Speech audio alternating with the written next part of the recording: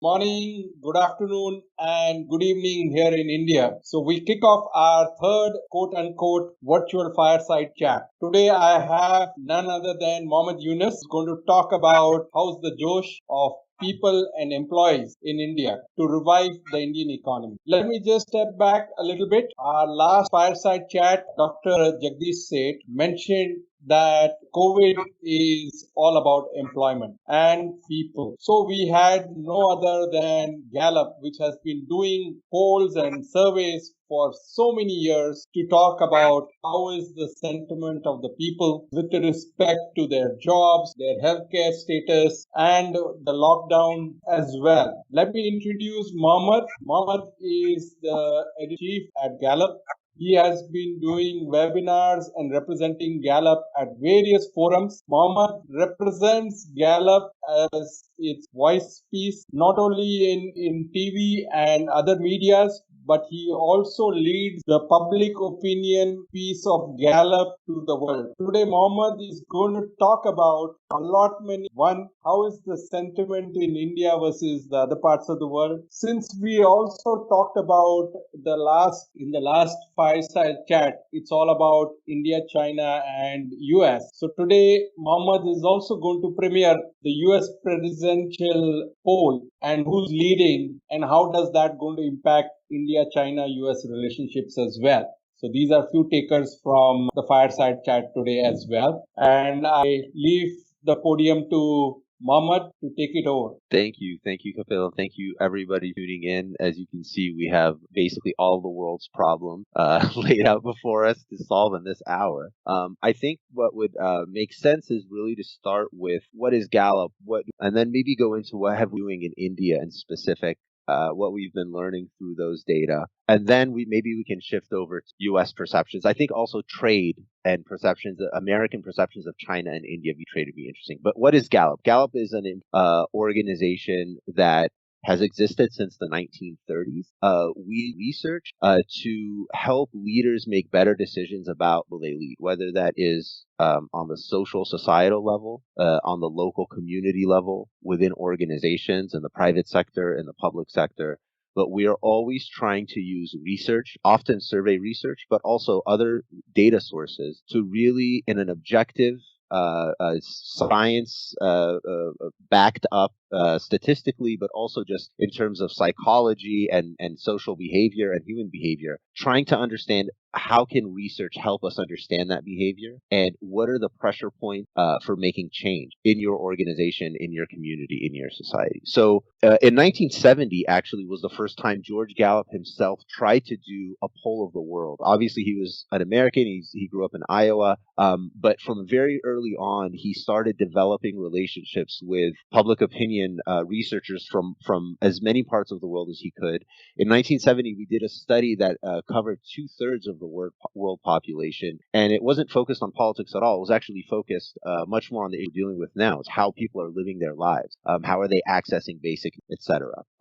Fast forward to 2015, and we started basically taking it upon ourselves to build consistent primary sampling units now across 150 plus countries. The World Poll since 2015 has tracked how citizens are living their lives in 96% basically of the world's population. Obviously, it's a huge undertaking to do in any regard, but it's also equally challenging to do in a way where I think a country like India is a great example of the local realities that change from place to place, even within a country, let alone across the whole globe. So we really partnered with everybody from Jim Wolfenson from the World Bank to Deepak Chopra, who's a Gallup senior scientist, to experts at the United Nations, at the World Bank, to really understand how can we come up with a questionnaire that can really compare how citizens are living their lives from country to country. India, of course, has been a really unique and fascinating place for us to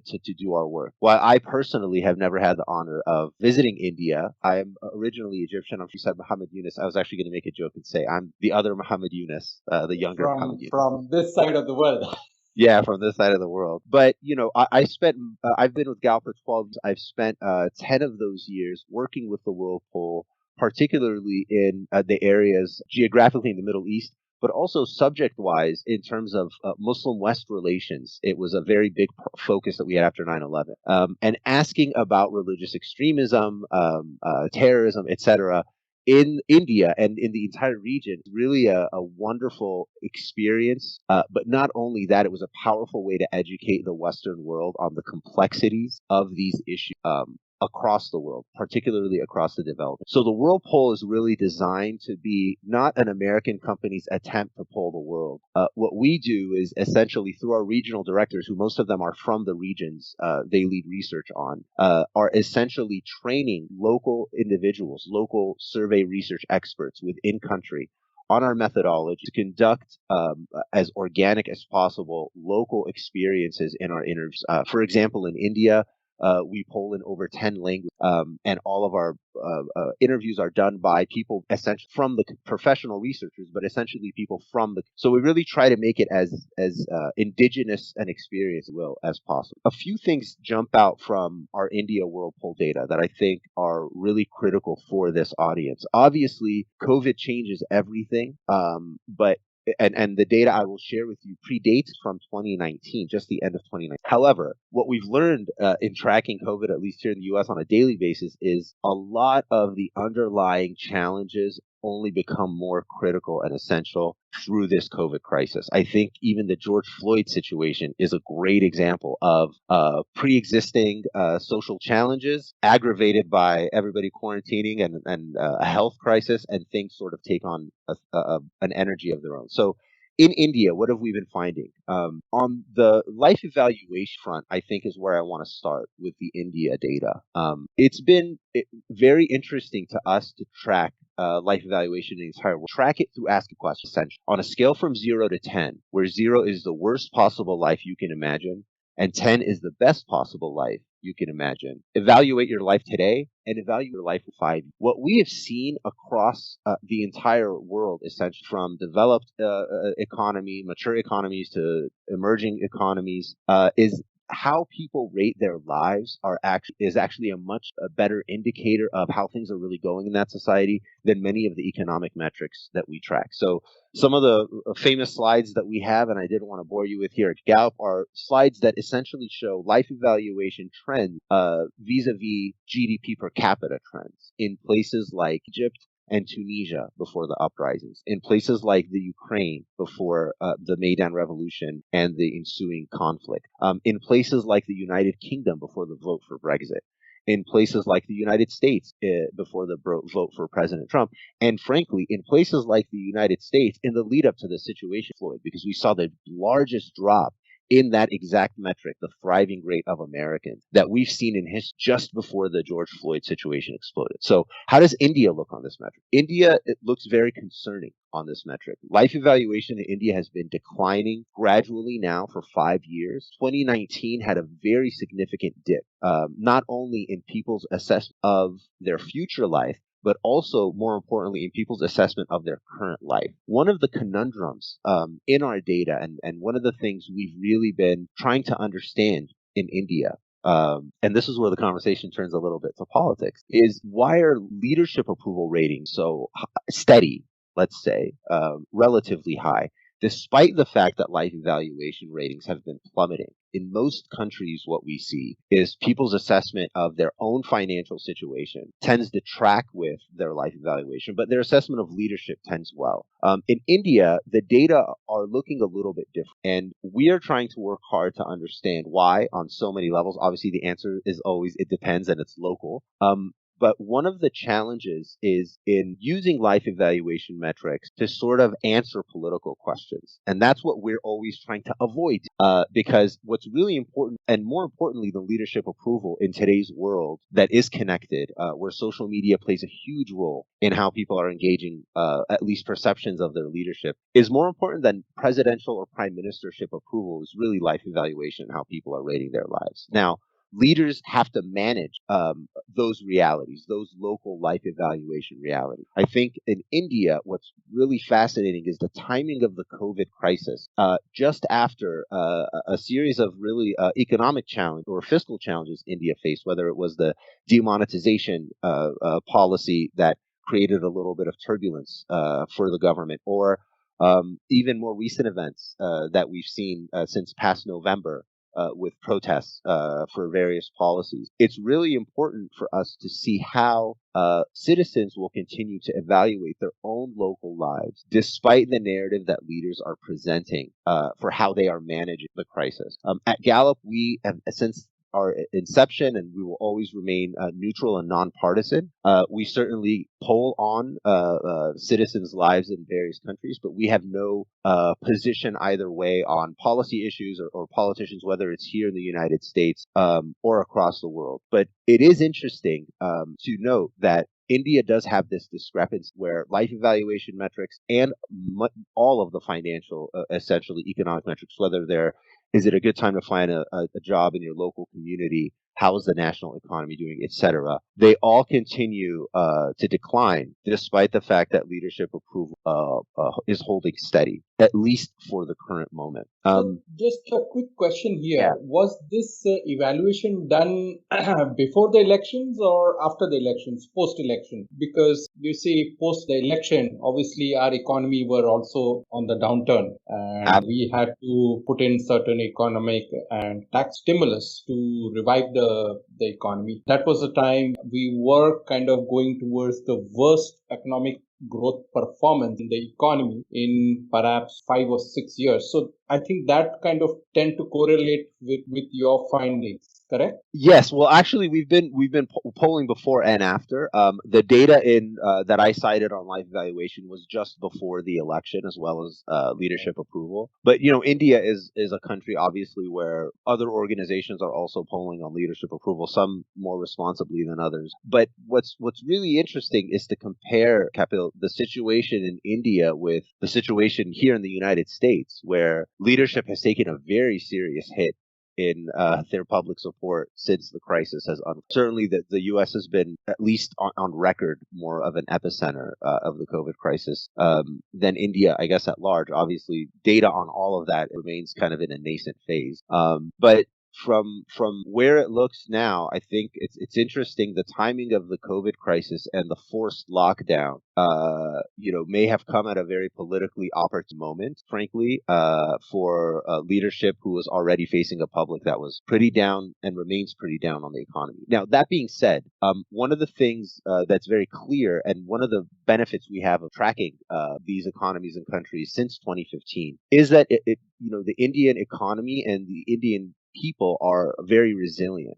We've seen many hills and valleys throughout the past 50 polling in India. So there's nothing to say that as the economy of the world and of India continues to open up again, that things can't turn around economically, and certainly those tend to have the biggest impact on perception. Obviously, there's no way to skirt around the other political, sociocultural challenges that the country is facing now. Just before COVID, we saw a series of protests and some turning violent. So as the world reopens and India reopens, none of those challenges go away. And I think those challenges will not only be critical, obviously, for the citizens of India, but really for the perception of India in its markets in the Western world, particularly. Maybe this is a good time to pivot to American perceptions of India and trade. Kapil, what are the things that we've been polling Americans on for generations now? Is their attitudes on trade, on free trade, particularly trade with different parts of the world, different actors.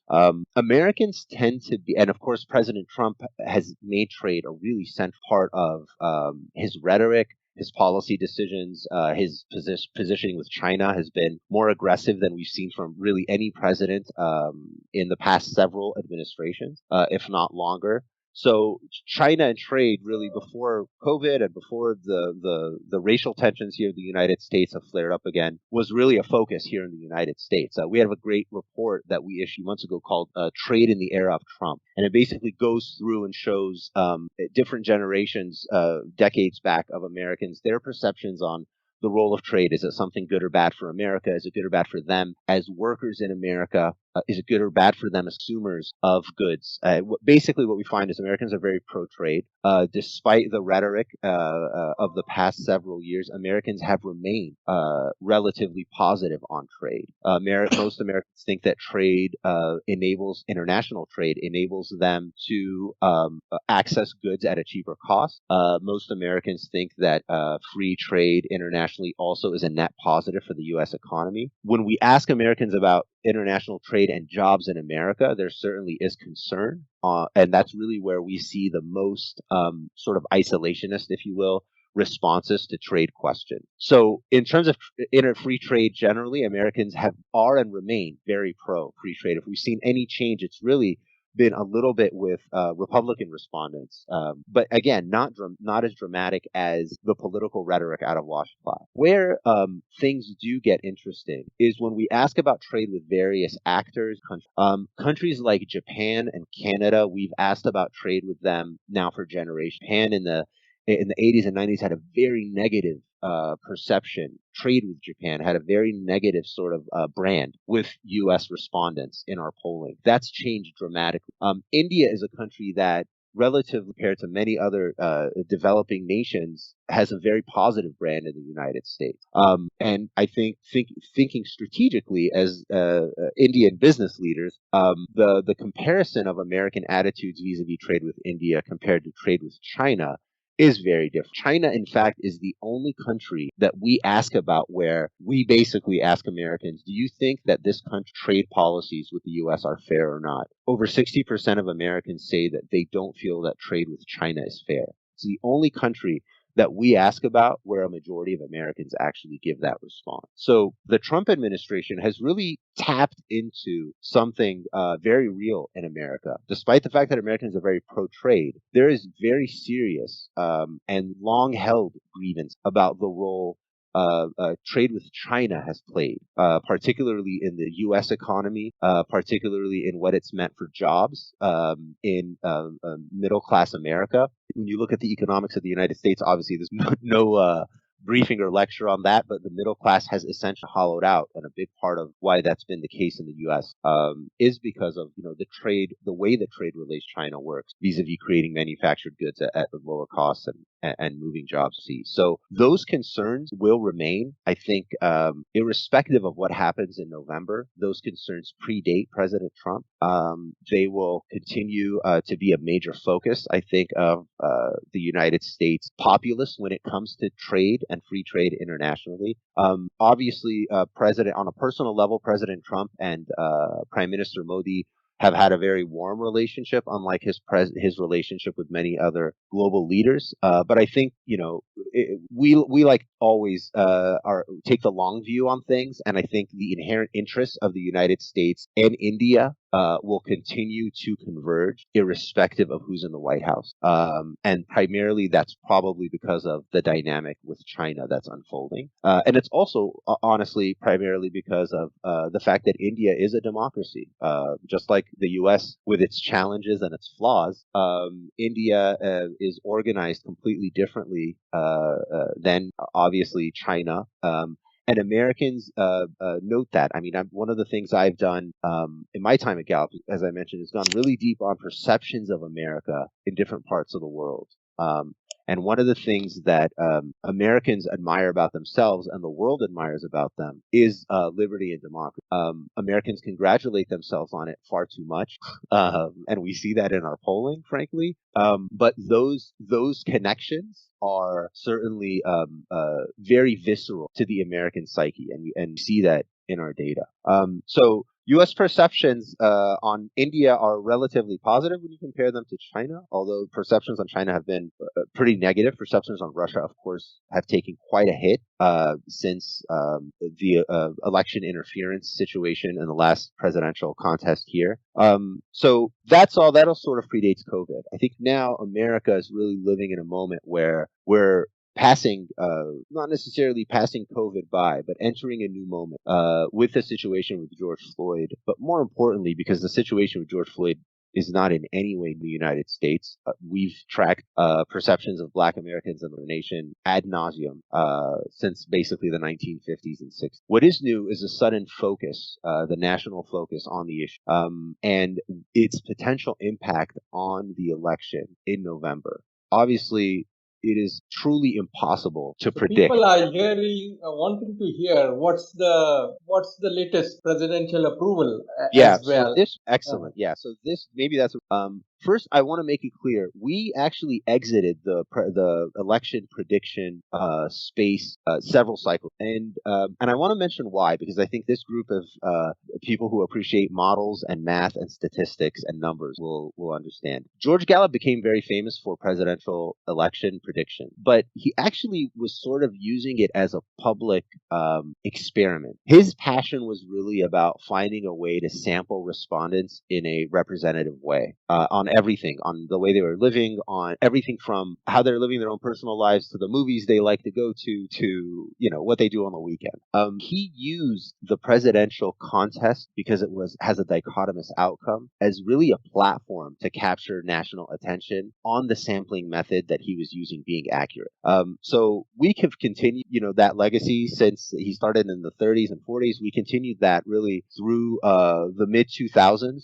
But we've entered a space now where a lot of other organizations are doing that. They're doing a great job doing that. And to a challenging degree, honestly, for us, a lot of organizations are doing it by averaging polls that are collected with very different methodologies. So what we've done is really recommitted to measure leadership approval. We always will collect leadership approval everywhere we can, particularly here in the United States, but trying to focus more on those longer-term shifts in American society that other organizations relying on survey research kind of don't focus on because it's not in the everyday. So that's kind of my preference. As I said, we still continue to release presidential approval numbers. Literally just 15 minutes ago, we released Donald Trump's most recent approval rating, which is 39%, which is a 10% drop since our last measurement. And the last time we saw a drop that significant was in 1990, President Bill Clinton. So it gives you a taste of the degree to which the decline is very precipitous. 10% drop in approval with this method. It is an RDD phone, landline, and cell phone method in the United States. 10% drop is decline. That being said, what's even more interesting is perceptions of how Donald Trump handles the economy. 64% of Americans before this even started with George Floyd said that they disapprove of the way Donald Trump is handling race relations in the United States. But his strong suit has always been how he handles the economy. With this latest poll out of the field, what's really interesting and what caught my attention is Republicans are now beginning to drop in their assessment of how Donald Trump is handling the economy itself. And that really has been, first of all, before anything to do with President Trump, has been the most important indicator of an incumbent president's viability going into an election. The economy, or has at least, presidential politics and perceptions of it for generations here in the United States. When we ask Americans in every way we have, what's the most important policy issue when you vote for a president? It's always number one, the economy, number two, healthcare. Because, of course, healthcare is the largest spend in the U.S. economy. I don't think most of the respondents know that, but it makes sense to us as informed folks such as yourselves. So it's really about, this moment is really about understanding how the president will navigate this situation, how the country is already reacting to the COVID crisis. But on top of that, how his opponents, the Democrats, will also navigate. I think one of the very easy things to assume that's very wrong about U.S. politics is that this is a net positive for the Democrats. Everybody's focused on race relations and minorities. It means the Democrats have a shoe in. I'd say not so fast. Not because the left or the people protesting for Black Lives Matter love Trump, but because things have changed at a very slow rate on this issue. There's a considerable amount of frustration on the far left with the Democratic Party, and that is also becoming very evident in just the public conversation here in the United States. So this is an old challenge for the United States, but it's really a new moment.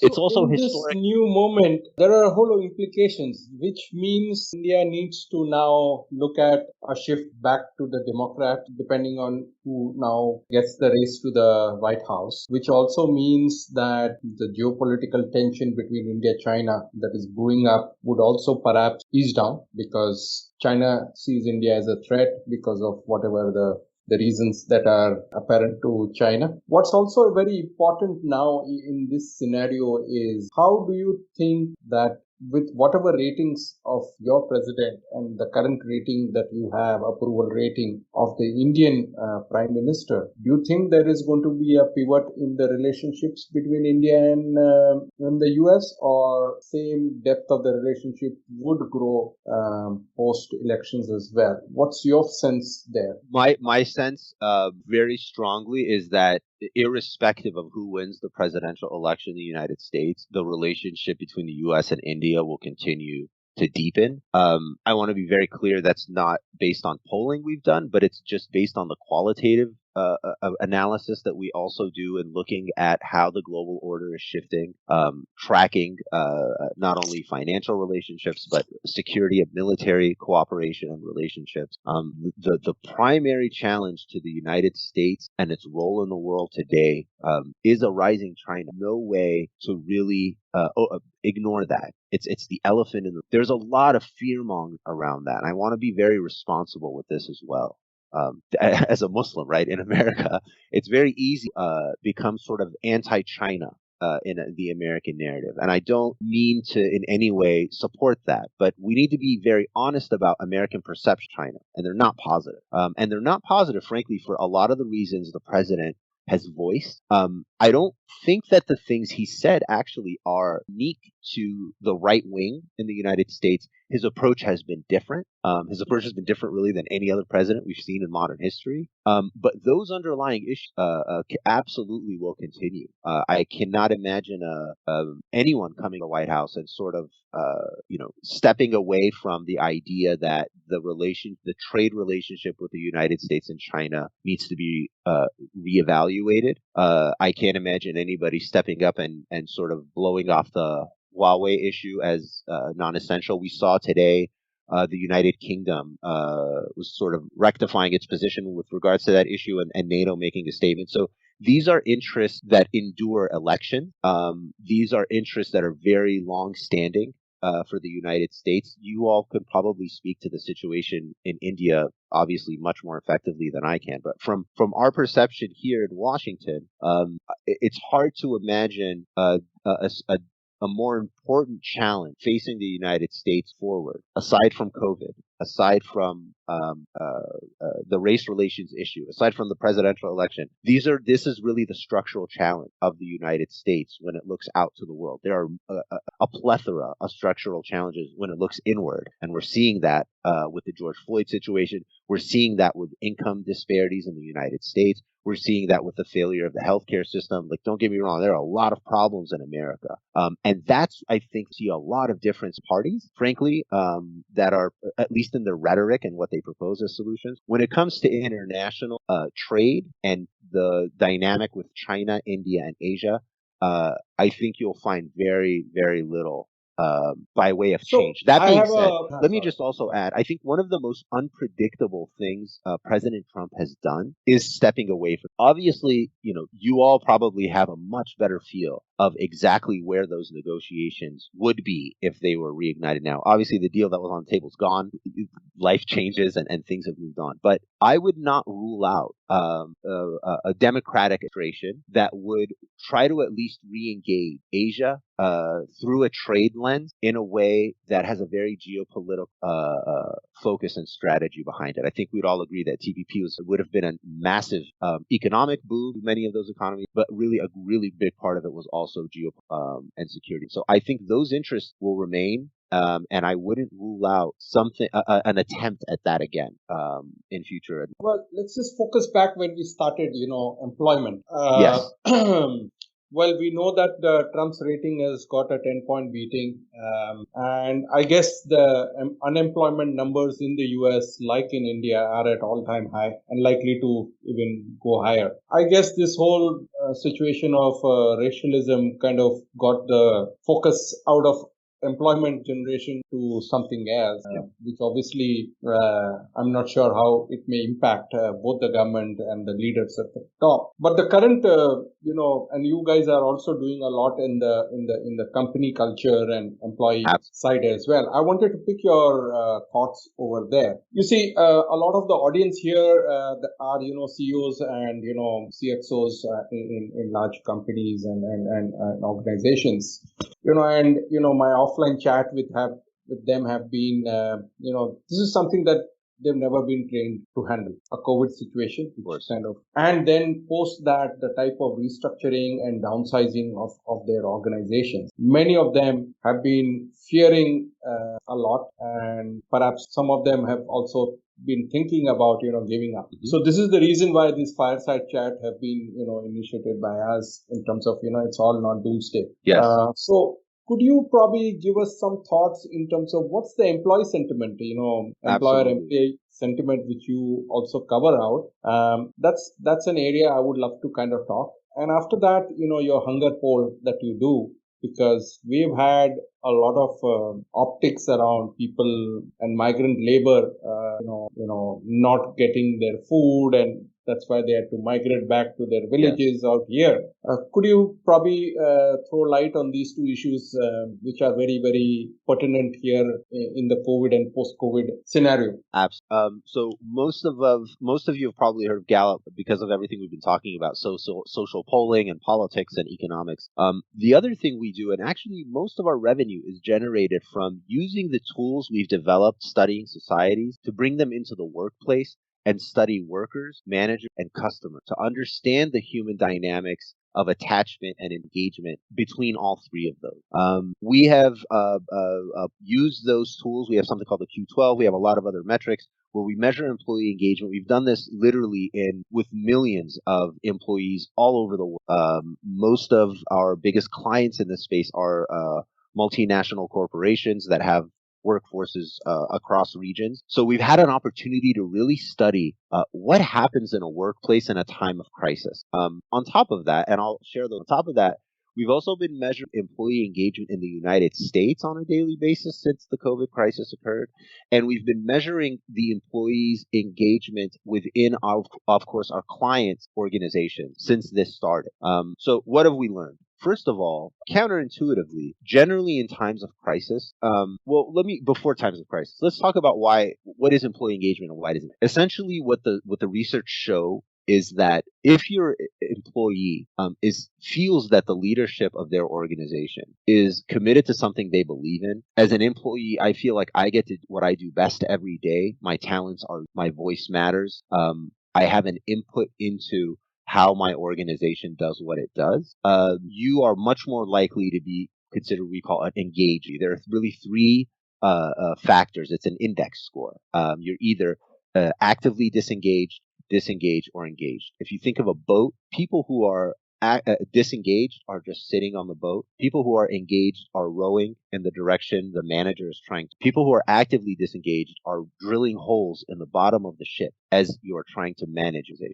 So we've measured all of these different dynamics in different industries, its impact on safety in a factory, its impact on a bottom line in a PE, et cetera, et cetera. So what we learn in times of crisis is that employee engagement actually hangs on more than you think. Those employees that you have that are your stars, that are your engaged employees, moments of crisis actually charge them to become more committed to the mission of the organization they're a part of. The challenge is that only lasts so long, and you run into fatigue, weeks, months, depending on the crisis expected to be. So the other finding that we've discovered, and I think this is what's really relevant to most of the people watching, because most of the people watching are not just an employee somewhere. Their critical role is to manage others. 70% of all variation when it comes to employee engagement ties back, in our research, millions of interviews over decades, ties back to the quality of the manager who's leading that.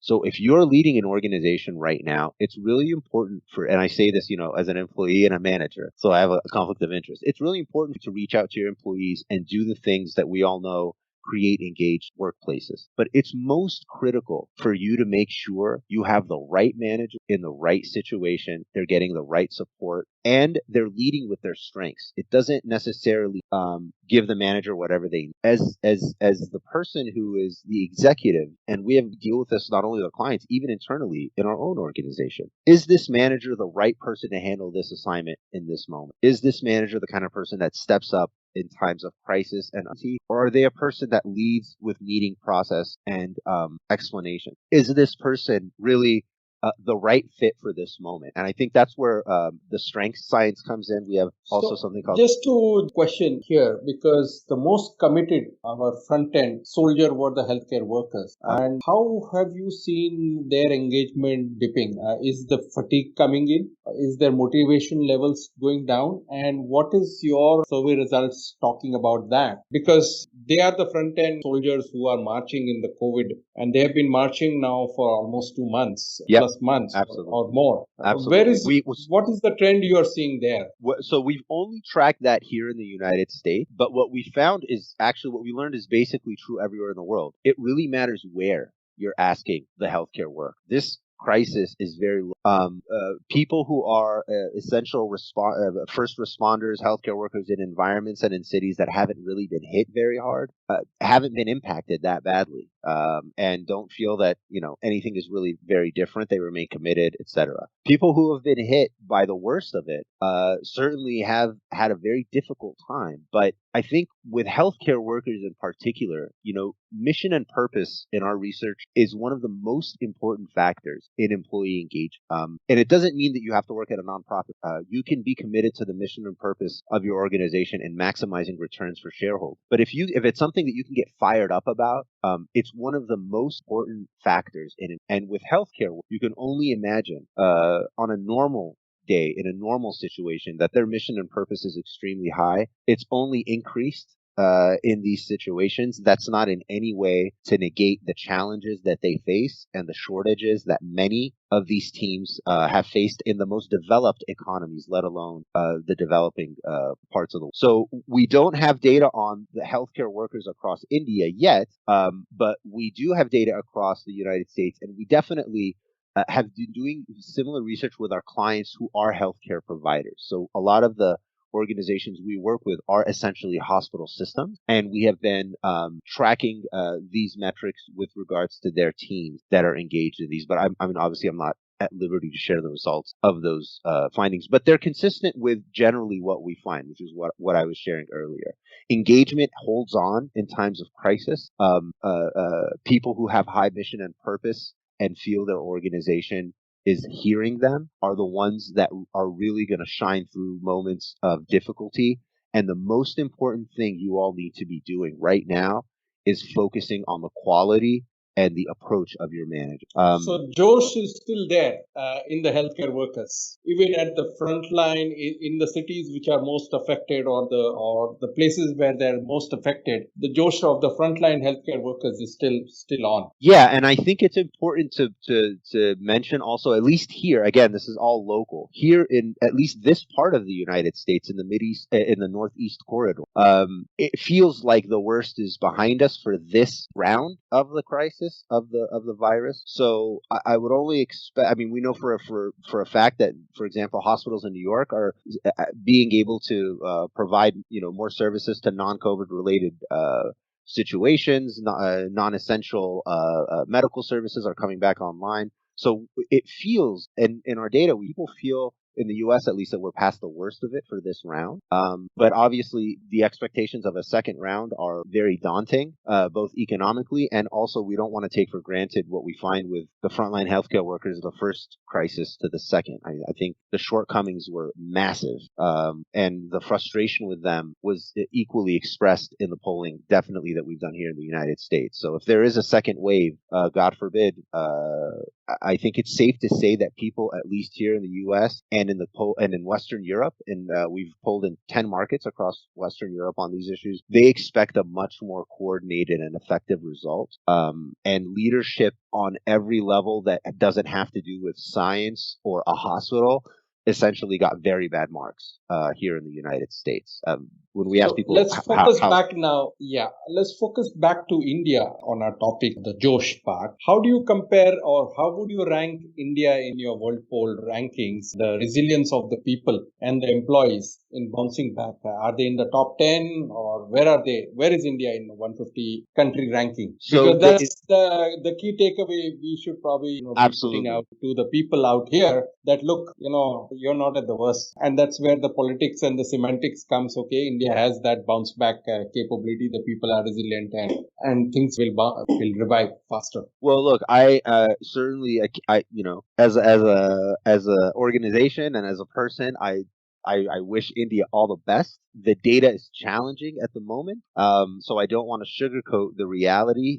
Before this crisis hit, employee engagement in India was declining just as much, and in congruence with the assessments of the economic situation as well as life evaluation metrics. Those metrics tend to correlate anyway. But like I said earlier, India has been, like the rest of the global economy, been through a really serious downturn in 28, 29, 10 for many countries that didn't feel it in '08 and have come back. And we saw it in our data on every metric. There's no reason not to believe that story won't happen again. The fact that we've been doing these polls now for 15 years will give us a really good sense of how quick the recovery will be. We know that the decline was much more precipitous than 2008, whether it's in economic assessments or in people's life evaluations in the parts of the world we've been able to cover. India is no different. But there's no reason why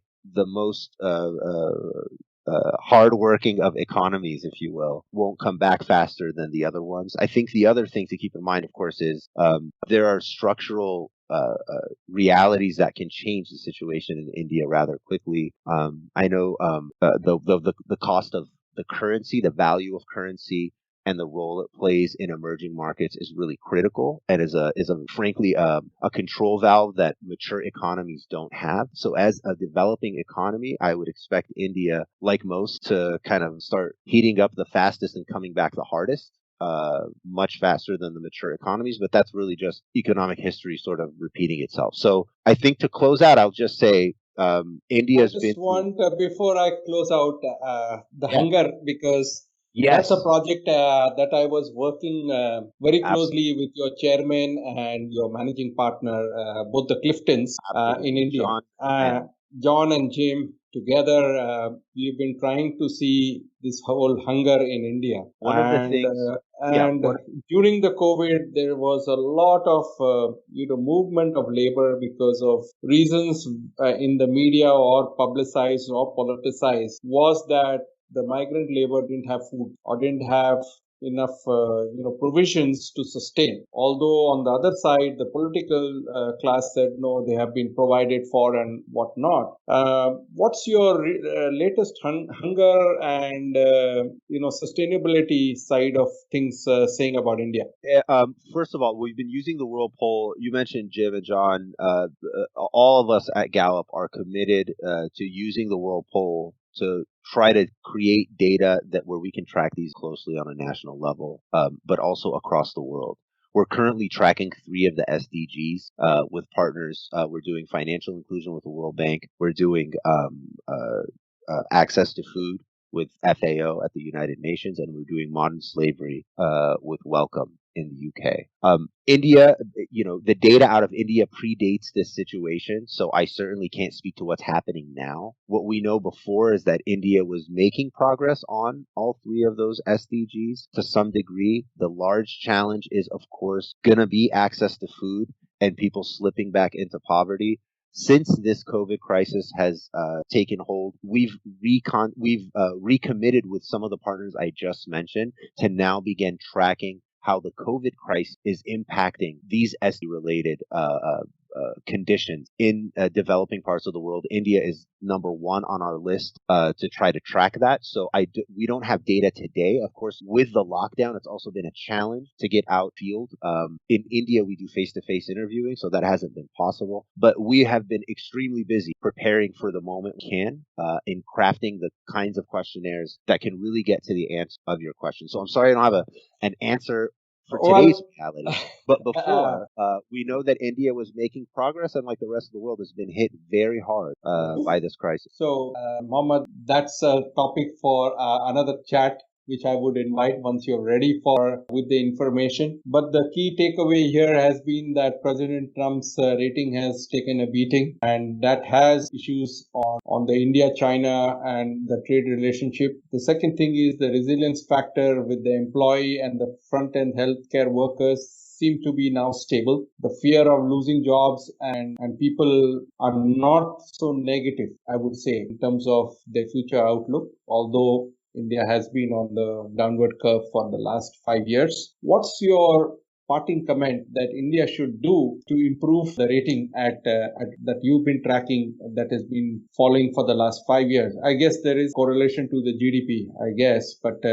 post lockdown and recovery, I think those correlations will continue in a positive way once the GDP growth happens or India goes back up on the GDP curve. Absolutely. I think parting thoughts would be it's a really tough time for the entire world. It's a time for people with grit to step up and deliver. I would never second guess India's grit on anything or its workers or its people. The challenges that India will face now are going to be very real when it comes to just food and shelter primarily and poverty. But, some of the people on this call are going to be the people who step up and really help India address those challenges. Despite COVID, we are now in a world where we have more access to how people are living their lives in a data-driven way than ever before. We are always looking for partners to deepen our engagement, particularly in developing economies, to be able to track that more effectively. India is a continent, so like all things, answers are local. I encourage you all to reach out to us if you think we can help you dealing with your local problems and local realities, whether it's in the markets you're engaged in or in the communities you're touching. Well, it's been a pleasure speaking with you, Mohammed, and thank you very much for the time today. Really enlightening to know what's happening, both politically, socially, and economically, and how the bounce back of people's josh would probably roll out to revive our Indian economy. Thank you very much and have a nice day. You too. Thank you for having me. It was an honor. Bye-bye.